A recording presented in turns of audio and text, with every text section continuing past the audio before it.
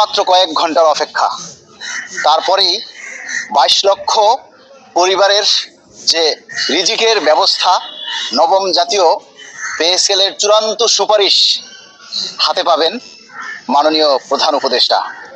প্রিয় মাননীয় প্রধান উপদেষ্টা, এই মুহূর্তে 22 লক্ষ পরিবার এবং এই পরিবারের সাথে প্রায় 3 কোটি মানুষ সবাই তাকিয়ে আছে এখন শুধু আপনার দিকে। আপনি কখন এই নবম পে স্কেলের একটা জিও জারি করবেন? মাননীয় প্রধান উপদেষ্টা, এই 22 লক্ষ পরিবার দীর্ঘ 10টা বছর ধুকে ধুকে জীবন অতিবাহিত করেছে। কখনো অভাবের সাথে যুদ্ধ করেছে, কখনো দারিদ্রতার সাথে যুদ্ধ করেছে, কখনো দ্রব্যমূল্যের ঊর্ধ্বগতির সাথে যুদ্ধ করেছে।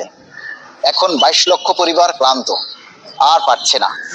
এই শেষ সময়ে এসে, আপনারও শেষ সময়ে এসে এই 22 লক্ষ পরিবারের মুখে এক চিলতে হাসি আপনিই কেবল ফুটাতে পারেন। কারণ এই নবম পে স্কেলের গেজেট বা প্রজ্ঞাপন শুধু আপনিই জারি করতে পারেন।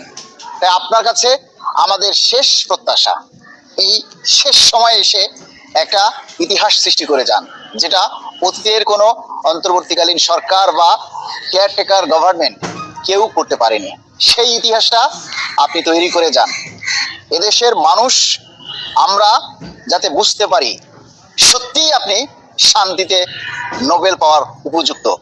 আমরা চাই এই 22 লক্ষ পরিবারের মুখে একটু হাসি ফুটিয়ে তাদেরকে শুধু একটু ভালোভাবে বাঁচার সুযোগ করে দিয়ে যান।